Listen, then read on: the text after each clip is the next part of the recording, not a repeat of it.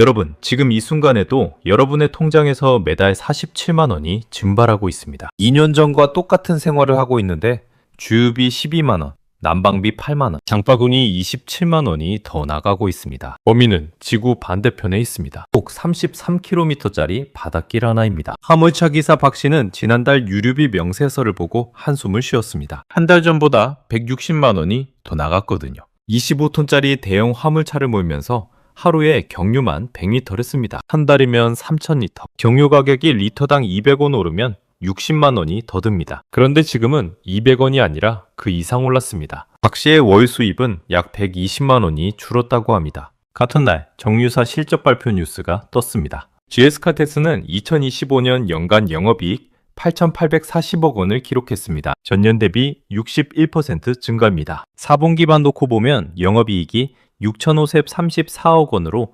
전분기보다 75% 넘게 불어났습니다. 똑같은 기름값인데 누구는 울고 누구는 웃고 있습니다. 도대체 이 돈은 어디로 간 걸까요? 국제 유가가 내려가도 여러분의 주유비는 안 내려갑니다. 이건 음모론이 아닙니다.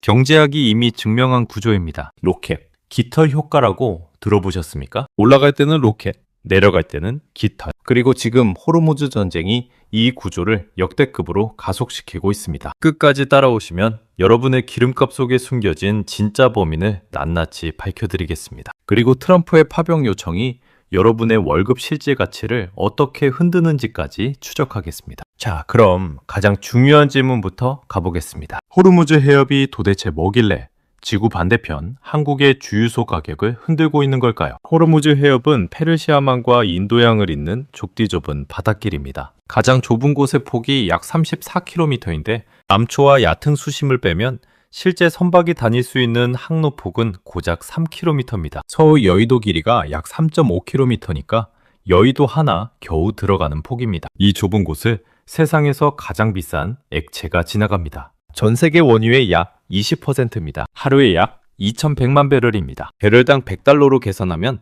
하루에 21억 달러, 한국 돈으로 약 3조 원어치의 석유가 이 바닷길 하나를 지나갑니다. 천연가스도 전 세계 물동량의 약 20%가 이 길을 통과합니다. 쉽게 말해 호르무즈는 세계 경제의 대동맥입니다. 심장에서 나온 피가 온몸으로 퍼지려면 반드시 지나야 하는 혈관 하나. 이 혈관이 막히면 심장마비가 오는 겁니다. 그리고 한국은 이 대동맥에 가장 크게 의존하는 나라 중 하나입니다. 한국석유공사에 따르면 2026년 1월 기준 한국이 수입하는 원유의 약 71%가 중동산입니다. 그리고 이 중 95% 이상이 호르무즈 해협을 통과합니다. 아메리카산은 23%, 아시아산 4%, 아프리카산 2%에 불과합니다. 일본에 이어 호르무즈 리스크 취약국 세계 2위입니다. 단언컨대 이것은 먼 나라 전쟁이 아닙니다. 여러분의 지갑을 직접 건드리는 이야기입니다. 그런데 도대체 왜 이 해협이 막힌 걸까요? 이 질문에 답하려면 2월 28일로 돌아가야 합니다. 2026년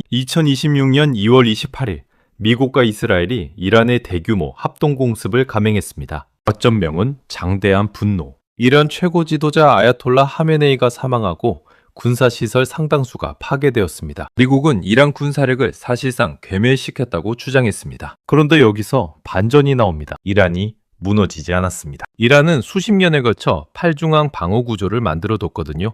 지휘부가 날아가도 현장 부대가 알아서 싸우는 모자이크 방어 시스템입니다. 쉽게 말해 머리를 잘라도 몸이 따로 움직이는 구조입니다. 하메네이가 죽자마자 아들 모즈타바가 새 최고 지도자로 올라섰습니다. 첫 성명에서 한 말이 뭐였냐면 호르무즈 봉쇄를 계속하라입니다. 이란은 드론 몇 대, 기뢰 몇 개만으로도 세계에서 가장 중요한 바닷길을 틀어막았습니다. 채널A 보도에 따르면 이란은 미국의 기뢰 부설함을 격침담한 뒤 더 작은 배를 활용해서 수십 기의 기뢰를 이미 깔았습니다. 영국 해사기고가 확인한 위성 항법 시스템 장애 사례는 600건이 넘습니다. 이란이 전파 방해를 해서 GPS가 먹통이 된 거죠. 항해사들은 목숨 걸고 대피했다고 증언했습니다. 군사력으로는 이겼는데 경제전에서는 지고 있는 구도. 이것이 지금 호르무즈의 본질입니다. 이 해군 당국자들조차 이란의 드론과 대한미사일 때문에 호르무즈 해협이 K박스, 그러니까 집중 공격 구역이 될 수 있다고 우려하면서 미국 군함도 이 지역에 보내는 것을 보류하고 있다고 월스트리트 저널이 보도했습니다. 세계 최강 미군조차 들어가기 꺼리는 바다. 그런데 한국 유조선 7척이 이 해역에 갇혀 있습니다. 중앙일보 보도에 따르면 한 척에 실린 원유량이 한국의 하루 소비량과 맞먹습니다. 7척이면 717 석유가 바다 위에 멈춰 있는 셈입니다. 보험사가 전쟁위험보험을 써주지 않으면 민간 선박은 아무도 안 들어갑니다. 보험이 없으면 배가 못 다니고, 배가 못 다니면 기름이 안 오고, 기름이 안 오면 가격이 뜁니다. 이것이 지금 벌어지고 있는 일입니다. 그렇다면 진짜 질문은 이겁니다. 이 전쟁이 우리의 기름값을, 우리의 장바구니를, 우리의 월급 실질 가치를 얼마나 갉아먹고 있느냐는 것입니다. 사람들은 흔히 기름값이 오른 이유를 전쟁 때문이라고 말합니다. 맞습니다. 하지만 데이터를 보면 그것은 절반의 진실일 뿐입니다. 전쟁이 시작된 2월 28일 브렌트유 가격은 배럴당 약 78달러였습니다. 오늘 3월 16일 기준 배럴당 약 104달러입니다. 약 33% 상승했습니다. 같은 기간 전국 주유소 평균 휘발유 가격은 리터당 약 1690원에서 1842원으로 올랐습니다. 약 9% 상승입니다. 전쟁 전에는 리터당 1690원이었으니까 한 달 100리터 넣으면 100주백 주줍천원. 지금은 184,200원, 월 15,200원이 더 듭니다. 큰 차이 아닌 것 같습니까? 여기에 경유를 쓰는 화물차, 난방에 쓰는 등유, 천연가스까지 합치면 가구당 월 수십만 원이 더 나갑니다. 그리고 기름값이 올라서 물류비가 오르고, 물류비가 올라서 식료품이 오르고, 식료품이 올라서 외식비가 오르는 도미노까지 합치면 가구당 월 평균 약 47만 원의 추가 지출이 발생한다는 분석이 나옵니다. 여기까지는 전쟁 탓이라고 할 수 있습니다. 하지만 여기에 충격적인 진실이 숨어 있습니다. 이 문제의 이면에는 내부적 요인과 외부적 요인이 샌드위치처럼 맞물려 있습니다. 외부적 요인은 호르무즈 봉쇄로 인한 원유 공급 차질입니다. 파이낸셜 타임스는 캐피털 이코노믹스의 분석을 인용해서 전 세계 석유 수출의 약 9%가 페르시아만에 갇혔다고 보도했습니다. 하르그섬 파괴와 해협 봉쇄가 장기화되면 유가가 배럴당 150달러까지 돌파할 수 있다는 경고입니다. 하르그섬이 뭐냐고요?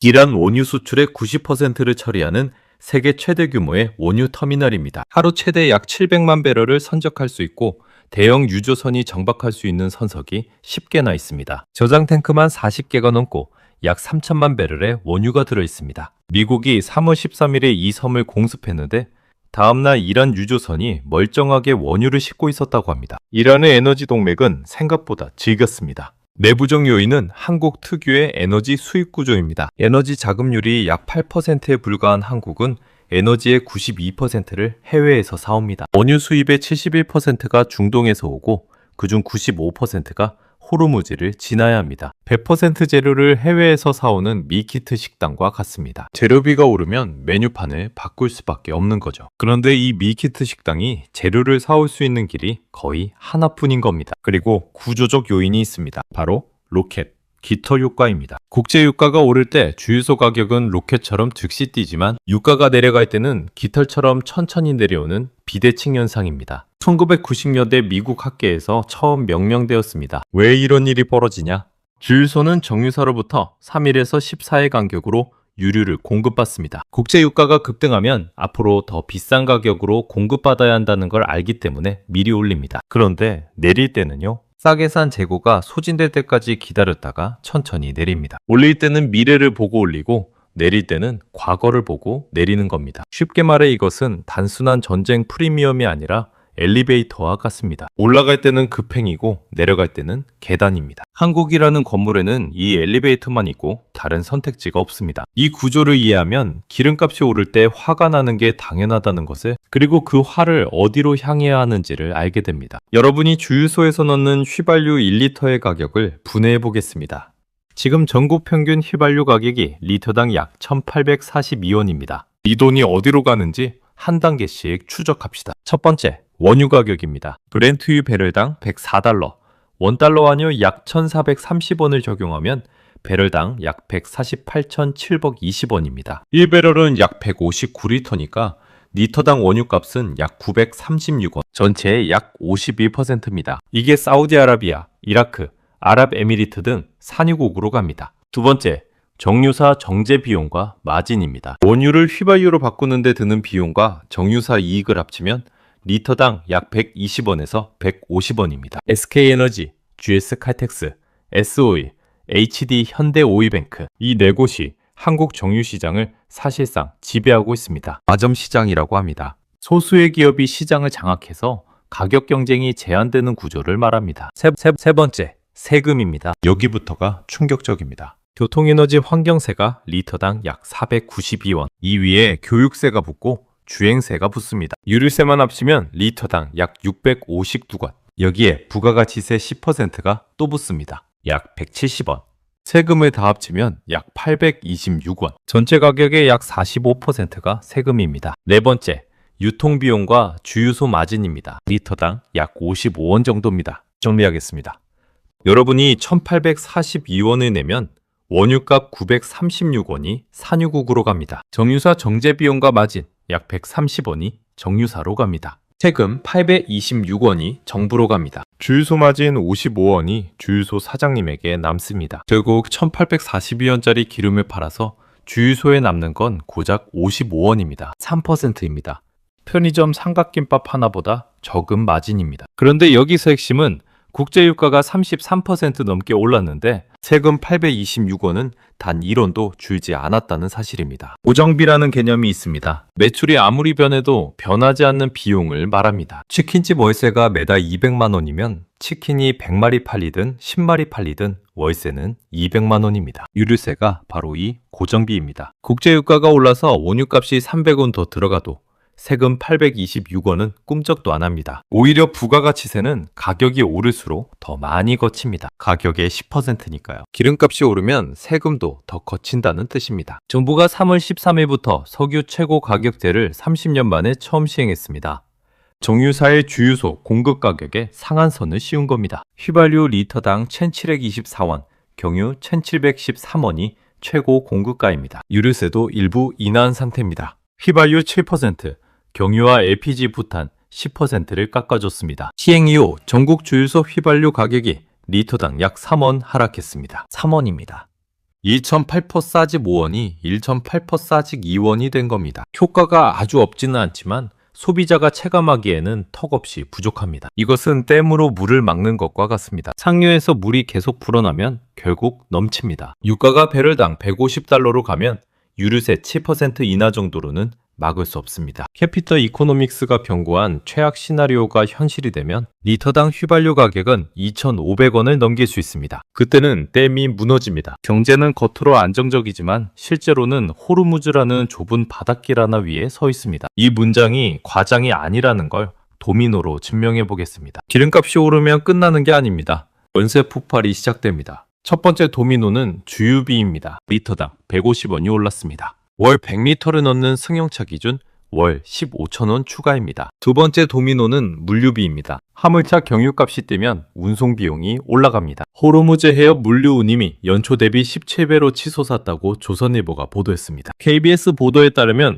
화물차와 택배기사들의 유류비가 월 160만 원 이상 증가했습니다. 그런데 운임을 올려주는 화주사는 단 한 곳도 없다고 합니다. 유가 상승분이 전부 기사 부담으로 전이되는 겁니다. 세 번째 도미노는 식료품 값입니다. 마트에 진열된 과일, 고기, 생선 전부 트럭으로 운반됩니다. 물류비가 오르면 식료품 값이 오릅니다. 포항에서 울릉도로 오가는 여객선의 유류 할증료가 2,300원에서 4,700원으로 2배 넘게 오를 예정이라는 보도도 나왔습니다. 네 번째 도미노는 외식비입니다. 식재료 값이 오르면 식당 메뉴 가격이 오릅니다. 다섯 번째 도미노는 난방비입니다. 천연가스 물동량의 20%도 호르무즈를 지나거든요. LNG 가격이 뛰면 도시가스 요금이 오릅니다. 여섯 번째, 도미노는 전기요금입니다. 한국 발전량의 상당 부분이 LNG지 발전입니다. 가스비가 오르면 전기를 만드는 비용도 올라갑니다. 이 도미노의 첫 번째 블록이 호르무즈이고 마지막 블록은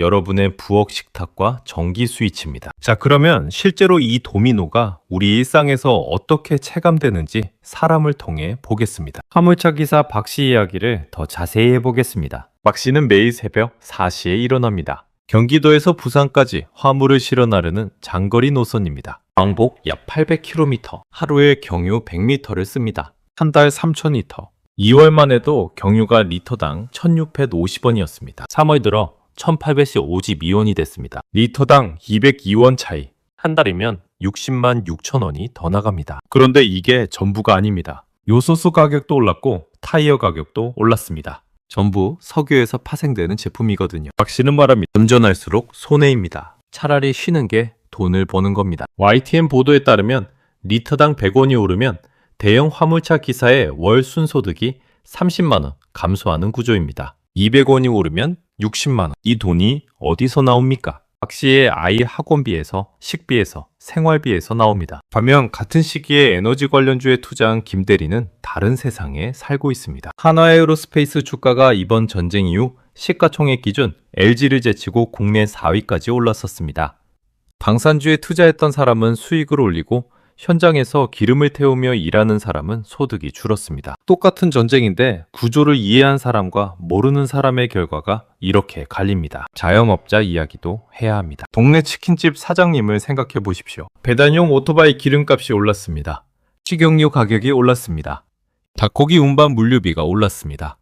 포장재도 석유화학 제품이라 가격이 올랐습니다. 원가가 동시다발로 뛰는 겁니다. 메뉴 가격을 올리자니 손님이 줄까봐 무섭고 안 올리자니 적자입니다. 이것이 포로 시장입니다. 소비자가 대체재를 선택할 수 없어서 가격이 올라도 떠날 수 없는 시장 구조를 말합니다. 섬에 식당이 하나밖에 없으면 메뉴 가격이 아무리 올라도 거기서 먹을 수밖에 없습니다. 한국의 에너지 수입 의존도 92%가 만드는 구조적 함정입니다. 소비자도 자영업자도 화물차 기사도 모두 이 섬에 살고 있습니다. 여기서 위기가 더 깊어지는 이유를 말씀드리겠습니다. 여러분, 예금금리가 얼마인지 아십니까? 약 2.5%입니다. 소비자 물가 상승률은 약 3%입니다. 숫자만 보면 비슷해 보입니다. 하지만 이 안에 무서운 진실이 있습니다. 내 돈이 짜장면 값을 못 따라가고 있다는 뜻입니다. 2천만 원을 은행에 넣으면 1년에 25만 원을 줍니다. 그런데 같은 기간 물가는 30만 원어치 올랐습니다. 가만히 있었을 뿐인데 자고 일어나니 5만 원 가난해진 겁니다. 이것을 실질 마이너스 금리라고 합니다. 연목상 이자를 받지만 물가를 빼면 실제로는 마이너스라는 뜻입니다. 그런데 유가가 배럴당 150달러까지 가면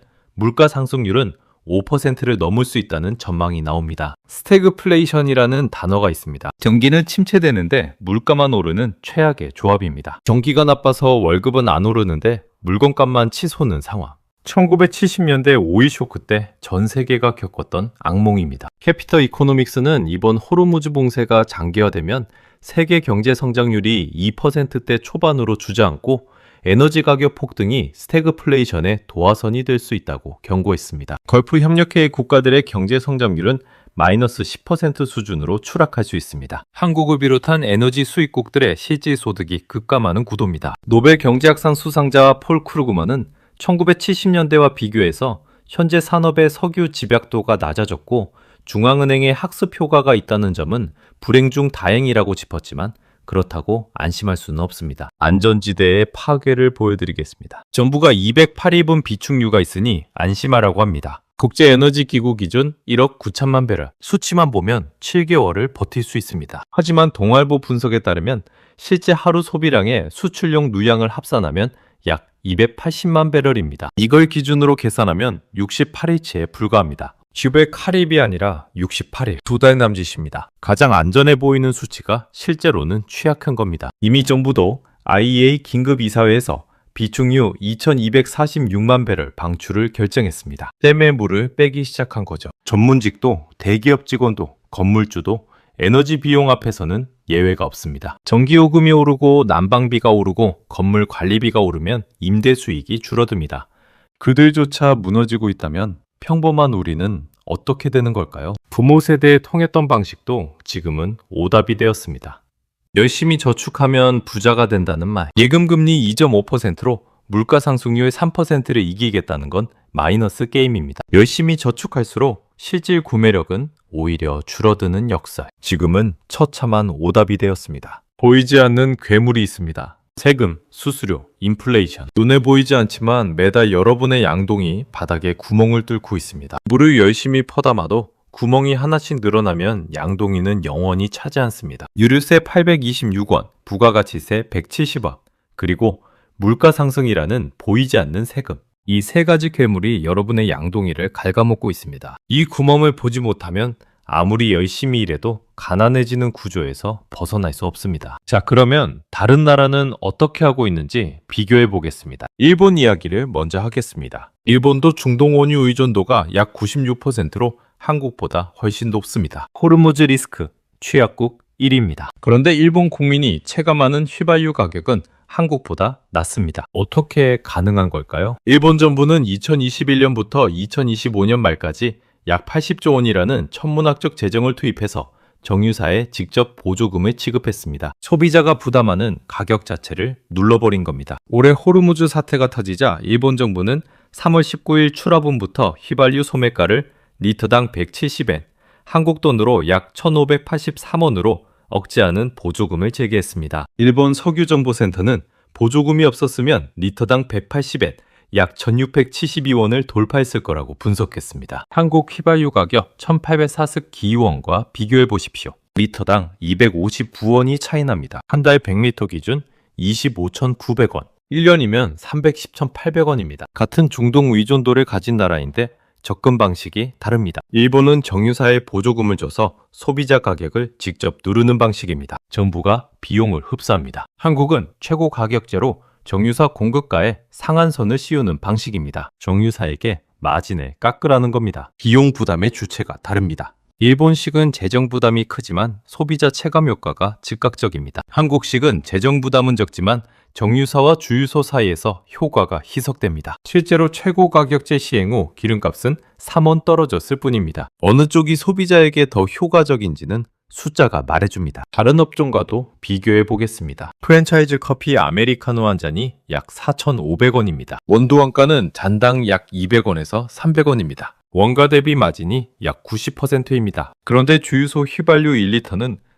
1,842원에 마진이 55원입니다. 마진율 3%.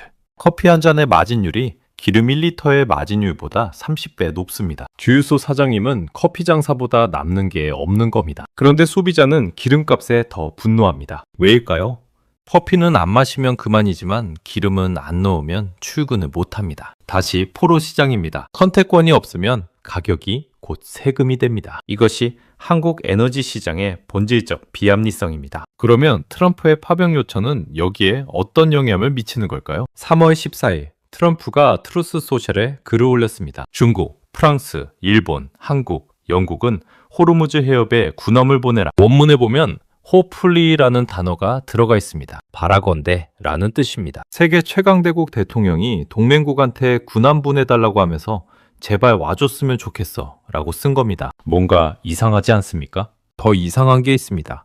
명단에 중국이 들어가 있습니다. 군사동맹은커녕 지금 이 순간에도 관세전쟁 중인 그 중국한테 파병을 요청한 겁니다. 현대 외교사에서 거의 전례가 없는 일입니다. 왜 중국을 넣었을까요? 호르무즈를 통과하는 원유의 약 40%가 중국으로 갑니다. 중국 입장에서도 봉쇄가 계속되면 경제에 직격탄입니다. 트럼프는 그걸 알고 이건 너희 문제이기도 해 라는 논리로 끌어들이려 한 겁니다. 동시에 중국을 명단에 넣는 것만으로 중국도 이란 편이 아니다라는 프레임을 만드는 효과가 있습니다. 중국 대사관은 즉각 파병 동참이 아니라 즉각 군사작전 중단을 요구했습니다. 사실상 거부입니다. 하지만 반전이 있습니다. 중국이 이란한테 직접 호르무즈 정상 통과를 요청했다는 보도가 나왔습니다. 파병은 안 하지만 이란을 설득하는 역할을 맡겠다는 겁니다. 킹스 칼리지 런던의 안보 전문가 안드레아스 크리그는 이 요청을 절박한 정보전 제스처, 시장을 진정시키기 위한 PR 캠페인에 가깝다고 평가했습니다. 트럼프가 이 SNS 한 줄로 노리는 게 세 가지입니다. 첫째, 시장 진정입니다. 유가가 배럴당 104달러까지 치솟으면서 미국 내 기름값이 폭등하고 있습니다. 미국 가솔린 가격이 갤런당 4달러를 넘으면 대통령 지지율이 떨어진다는 역사적 데이터가 있습니다.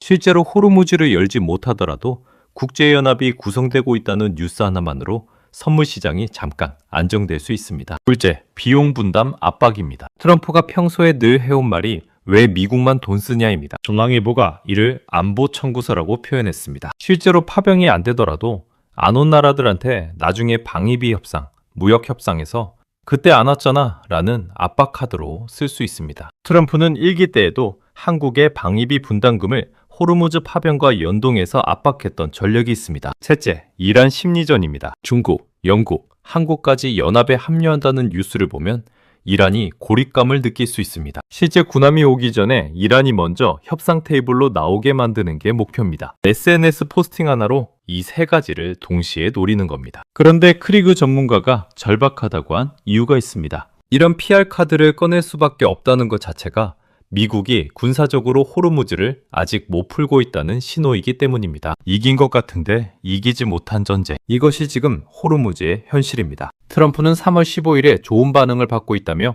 2주 내에 호르무즈 호위연합 발표 계획이 있다고 밝혔습니다. 그런데 요청을 받은 5개국은 모두 신중한 반응을 보이고 있습니다. 그러면 한국은 어떻게 대응해야 할까요? 한국 앞에는 3가지 선택지가 있습니다. 시나리오 A는 청해부대 독자 파병입니다. 지금 청해부대 제47진인 대조연함이 오만 남단 살랄라 항구를 거점으로 소말리아 아덴만에서 활동하고 있습니다. 호르무즈까지 배로 며칠 거리입니다. 합참 공보실장이 만반의 대비 태세를 유지하고 있다고 공개적으로 밝혔습니다. 핵심은 독자라는 단어입니다. 미국 연합의 공식 합류가 아니라 한국 선박 보호 명목으로 독자적으로 가는 겁니다. 이란한테는 우리 배 지키러 간 것이라는 여지를 남기면서 미국한테는 성의를 보이는 줄타기입니다. 2020년에 딱 이 방식으로 했던 전례가 있습니다. 당시에도 트럼프가 호르무즈 파병을 요구했고 한국은 다국적 작전인 국제해양안보 구상에 직접 참여하지 않는 대신 청해부대 작전구역을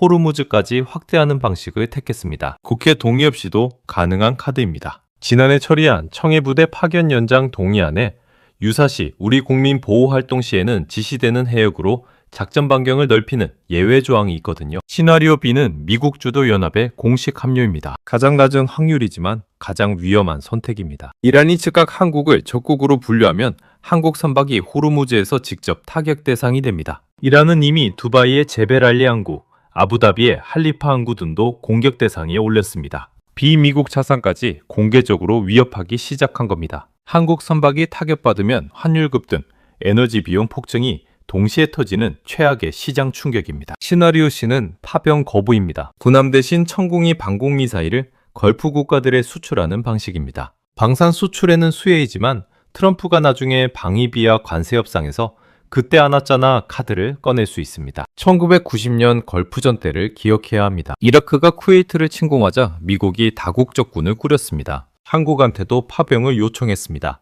당시 한국은 전투병력 파병을 거부하고 5억 달러 현금 지원과 의료 지원단으로 대신 참여했습니다. 일본은 130억 달러라는 천문학적인 돈을 내는데도 병력을 안 보냈다는 이유로 미국한테 혹독한 비판을 받았습니다. 미국 언론이 일본을 수표 외교라고 조롱했습니다. 그 충격이 얼마나 컸냐면 일본은 이후에 자위대가 해외에 나갈 수 있는 법을 새로 만들었습니다. 돈만으로는 안 된다는 걸 뼈저리게 느낀 겁니다. 그래서 이번에도 일본은 전투함 대신 초계기, 그러니까 바다 위를 감시하고 정찰하는 항공기 파견 카드를 검토하고 있습니다. 전투는 아니고 눈만 빌려주겠다는 겁니다. 그리고 미국이 정말로 기대하고 있는 것은 일본 해상자위대의 기뢰제거부대, 소해함대의 호르무즈 지원입니다. 미국은 이걸 기억합니다. 동맹의 위기 때 누가 몸으로 왔고 누가 돈으로 때웠는지를. 실제로 걸프전 이후 한국과 일본에 대한 방위비 분담금 압박이 눈에 띄게 강해졌습니다. 위기 때의 행동이 그 이후 모든 협상 테이블에서 기준점이 되는 겁니다. 세 시나리오 중 가장 확률 높은 건 A입니다. 2020년에 했던 방식이고 하참도 준비 중이라는 신호를 보냈고 국회 동의 없이도 움직일 수 있는 법적 근거가 있습니다. 청와대 관계자도 한미 간 긴밀한 소통과 신중한 검토를 하고 있다며 사실상 시나리오 A를 염두에 두고 있는 모양새입니다. 이 세 시나리오가 여러분의 지갑에 미치는 영향을 짚어보겠습니다. 시나리오 A, 독자 파병이 실현되면 단기적으로 호르무즈 해역에 한국 군함이 있다는 사실만으로 한국 유조선의 보험료가 낮아질 수 있습니다. 전쟁 해역에서 보험사가 전쟁 위험 보험을 써주지 않으면 민간 선박은 들어가지 못합니다. 군함이 호위하면 보험 리스크가 줄고 보험료가 낮아지면 원유 수입 비용이 줄어듭니다. 여러분의 기름값에 리터당 몇십 원이 반영될 수 있는 구조입니다. 방산주와 조선주에는 상승재료가 됩니다. 전쟁이 길어질수록 한국산 무기의 실전 검증 효과가 쌓이고 호르무즈를 우회하는 항로가 길어지면 선박이 더 많이 필요해서 LNG선과 유조선 발주가 늘어나거든요. 반면 코스피 전반에는 지정학적 리스크 프리미엄이 올라가는 양면 효과가 있습니다. 시나리오 B, 공식 합류가 되면 이란이 한국을 적국으로 분류할 경우 한국 선박 자체가 공격 대상이 됩니다. 원유 수입선이 아예 끊기는 최악의 경우 비축류 68일분으로 버텨야 합니다. 환율은 급등하고 물가는 폭등합니다. 항공주는 중동선 중단에 유류비 폭증이 겹치고 석유화학주는 원료 수급 차질로 가동률을 낮추는 상황이 됩니다. 시나리오 C, 파병 거부를 하면 단기적으로 이란과의 외교 관계는 유지되지만 트럼프가 방위비 협상에서 압박 카드를 쓸 가능성이 높습니다. 방위비가 올라가면 그 비용은 결국 세금으로 돌아옵니다. 정유주는 양날의 검입니다. 유가가 오르면 단기적으로 재고평가 이익이 생기지만 원유 수입 원가도 같이 오르기 때문에 전쟁이 길어질수록 부담이 커지는 구조입니다. 어느 시나리오든 여러분의 지갑에 영향을 미칩니다. 경로만 다를 뿐입니다. 자, 이제 가장 중요한 질문을 드리겠습니다. 이 상황에서 구조적으로 무엇을 바꿔야 합니까? 복잡하게 고민하지 마십시오. 핵심은 세 가지입니다. 첫째, 에너지 수입선 다변화입니다. 한국의 중동 원유 의존도 71%는 지난 10년 동안 15에서 20%포인트 낮아졌지만 여전히 높습니다. 연합뉴스에 따르면 아메리카산 원유 비중이 23%까지 올랐습니다. 미국산 셰일오일, 노르웨이산 북해유, 카자흐스탄산 원유 등으로 포트폴리오를 더 분산해야 합니다. 이 구조가 바뀌면 호르무즈 봉쇄 때마다 반복되는 공포에서 벗어날 수 있습니다. 중동 의존도를 50% 이하로 낮추면 호르무즈 봉쇄가 여러분의 기름값에 미치는 충격이 지금의 절반 이하로 줄어들 수 있습니다. 둘째, 에너지 자립도 향상입니다. 현재 8%인 에너지 자금률을 높여야 합니다. 태양광, 풍력, 원자력 등 자체 발전 비중을 높이면 석유 의존도 자체가 줄어듭니다. 파이낸셜 타임스도 이번 위기를 계기로 화석연료 의존이 곧 리스크라는 점을 강조하면서 재생에너지 가속화를 첫 번째 대응 지침으로 꼽았습니다. 에너지 자립도가 20%만 올라가도 국제유가 변동에 대한 한국 경제의 완충 능력이 크게 개선됩니다. 셋째, 유류세 구조 개편입니다. 국제유가가 올라도 고정비인 유류세는 변하지 않는 현재 구조는 소비자에게 이중 부담을 지웁니다. 기름값이 오르면 세금도 더 거치는 역설적 구조. 유가 변동에 연동되는 탄력 세율 구조로 바꾸면 소비자 부담이 약 10에서 15% 줄어들 수 있다는 분석이 있습니다. 일본처럼 소비자 가격을 직접 관리하는 방식도 검토할 만합니다. 개인이 아무리 똑똑해도 시스템이 바뀌지 않으면 같은 일이 반복됩니다. 시스템을 바꾸는 것이 진짜 해법입니다. 이 문제가 앞으로 어떻게 변할지 전망을 드리겠습니다. 미국 정치 전문 매체 악시오스가 종전 시나리오 5가지를 분석했습니다.